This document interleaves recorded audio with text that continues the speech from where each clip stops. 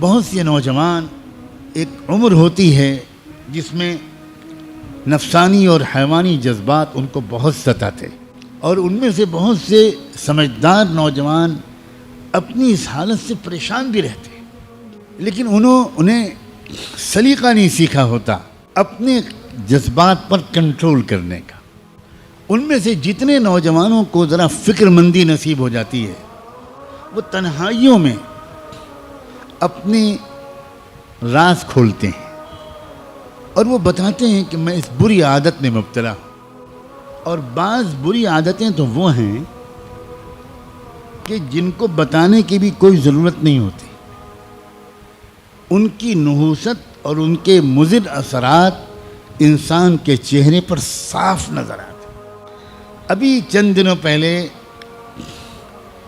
ایک نوجوان میرے پاس آیا اور اس نے آ کر کہا کہ بہت پریشان رہتا ہوں، پڑھائی میں دل نہیں لگتا وغیرہ وغیرہ، تو دماغ بالکل سن ہو گیا ہے، کسی کام کے لائق نہیں رہ گیا ہوں، پتہ نہیں کیا ہوتا جا رہا ہے، مجھے کوئی عمل بتا دیجئے، کوئی دعا کر دیجئے، پانی پہ دم کر کے دے دیجئے۔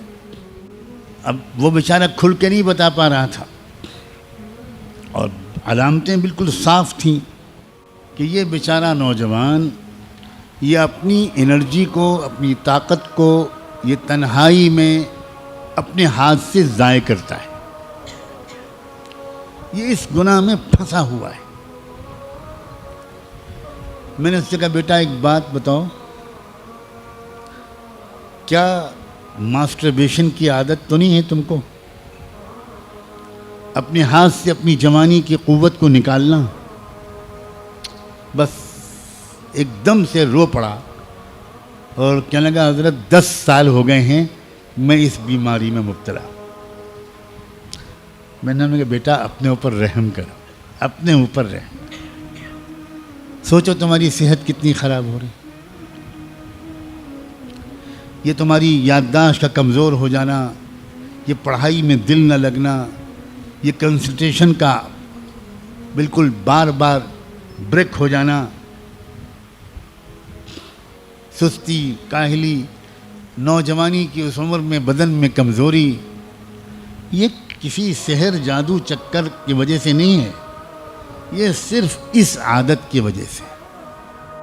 اور پھر تم ابھی اپنے اوپر ظلم کر رہے ہو، کل کو جب تمہاری شادی ہوگی تو اس وقت تم اپنے اوپر ظلم کے بعد تم تو ہوگے شرمندہ، اور تمہاری بیوی ہوگی تمہارے ہاتھ کی مظلوم، اور پھر خاندان میں تمہاری بدنامی ہوگی۔ وہ بیوی 2-4 مہینے انتظار کرنے کے بعد اپنے گھر میں شکایت کرے گی کہ یہ شوہر میرے لائق نہیں۔ چھٹکارا دلوائیے اس کو۔ شروع میں ماں باپ اپنی بیٹی کو سمجھائیں گے، مگر کب تک؟ اس کے بعد بات کھلے گی، دونوں خاندانوں میں بات پہنچے گی، تم اپنے گھر میں بھی منہ دکھانے کے لائق نہیں رہو گے۔ شروع میں کچھ دن تک تمہارے ماں باپ تمہارا ساتھ دیں گے، کہیں گے کہ یہ بالکل جھوٹا الزام ہے اور غلط ہے، اور ہم پولیس میں رپورٹ کر، یہ سب تماشا ہوگا۔ بالآخر ڈاکٹر حکیم کے پاس جاؤ گے اور وہ تصدیق کر دیں گے کہ بالکل صحیح بات ہے، یہ لڑکا اپنی بیوی کے لائق نہیں ہے۔ تم اس زندگی کو جہنم بنا رہے ہو بیٹا، اپنے اوپر ظلم کر رہے ہو، اور یہ تو تم ابھی تم بھگت رہے ہو سزا، اور مرنے کے بعد کیا ہوگا؟ اللہ اس نوجوان کو ہمیشہ کے لیے محفوظ کر دے اور سب کو محفوظ کر دے۔ اس نے پھوٹ کے رونے لگا، اس نے کہا نہ میں پانی پہ دم کراؤں گا، نہ دعا و تعویذ کے لیے کہوں گا، آپ مجھے ترکیب بتائیے کہ میں اس سے کیسے اپنے کو بچاؤں۔ میں نے کہا بہت آسان ترکیب، بہت آسان ترکیب۔ دیکھو، خیال دماغ میں آئے گا، خیالات کے آنے کو شروع میں روکا نہیں جا سکتا، بالکل آئے گا۔ اب تو تم اتنے زمانے سے عادی ہو گئے ہو، لیکن خیال کو عمل میں تبدیل ہونے سے روک لینا یہ تمہارے اختیار میں۔ اور اس کی ترکیب یہ ہے کہ تم فوراً اپنی حیت بدل لو. اگر تم لیٹے ہوئے ہو، بیٹھے ہوئے ہو، اکیلے ہو، کھڑے ہو جاؤ، اٹھ جاؤ، ٹہلنے لگو، چلنے لگو، وضو کرو فوراً، 2 رکعت نماز کی نیت باندھ لو، تسبیح پڑھنے لگو، درود شریف پڑھنے لگو، مکہ مدینے کو یاد کرنے لگو، اپنی ذہن کو ادھر سے ہٹاؤ. 2 منٹ کے اندر سارا بھوت اتر جائے گا، تم نارمل ہو جاؤ. اتنی سی قوت ارادی، اتنی سی ول پاور تم کو اس تباہی سے بچا سکتی ہے. قطعاً مشکل نہیں. لیکن کیا کریں ہمارے بچے، اور اب تو بچیاں بھی سیکھتے نہیں، پوچھتے نہیں، شرماتے بھی ہیں، ڈرتے بھی ہیں. لگتا ہے ان کو کہ ہم کو ڈانٹ پڑے گی. گھر کے بڑے بوڑھے ماں باپ وہ خود عمر کے ان مراحل سے گزر چکے ہوتے ہیں، لیکن کوئی باپ اپنے بیٹوں کو یہ باتیں نہیں سمجھاتا. کوئی ماں اپنی بیٹیوں کو یہ باتیں نہیں سمجھاتی.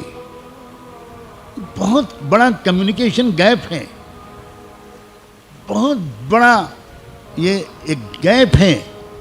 اسی وجہ سے ہمارے بچے برباد ہو رہے ہیں. حالانکہ جو آج باپ اور ماں ہیں وہ بھی تو کبھی 14-15 سال کے تھے، وہ بھی تو کبھی 16-17 سال کے تھے، وہ بھی تو کبھی شادی شدہ زندگی سے پہلے کے نوجوان کنوارے تھے. کیوں بھول جاتے ہیں اپنے دنوں کو؟ کیوں بھول جاتے ہیں اپنی غلطیوں کو، جذبات کو؟ یہ بہت بڑی غلطی ہے.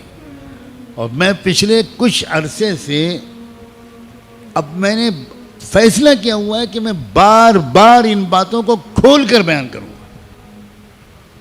کیونکہ مجھے جب بھی ایسی باتیں میں نے کھول کر بیان کی ہیں، مجھے 50 سے 100 تک میسیجز یا ای میل ملے ہیں کہ تھینک یو ویری مچ مولانا، اللہ آپ کو جزائے خیر دے. وہ بیان میں میری آنکھ کھل گئی اور ایسی ترکیب آپ نے بتا دی کہ مجھے 1 سال ہو گیا، مجھ سے وہ غلطی دوبارہ نہیں ہوئی. اس کا مطلب یہ ہوا کہ ہمارے عزیز نوجوان بچے یہ ہمارے جگر کے ٹکڑے ہیں بھائی، یہ ہماری امت کا مستقبل ہے، یہ قیمتی لوگ ہیں. ان کو ذرا سے مشورہ دے دیا جائے پیار سے، اور مزید اللہ توفیق دے تو ان کے لیے دعا مانگ دی جائے تنہائی میں. کیا پتہ اللہ تعالیٰ ان کو ہمت دے دے اور وہ بہت آسانی کے ساتھ اس دلدل سے نکل آئیں. جن لوگوں کا روحانی پہلو مضبوط رہتا ہے وہ بہت آسانی سے اپنے جذبات کو قابو میں کر لیتے. انہیں تو اتنا عمل بھی نہیں کرنا پڑتا جتنا میں نے بتایا.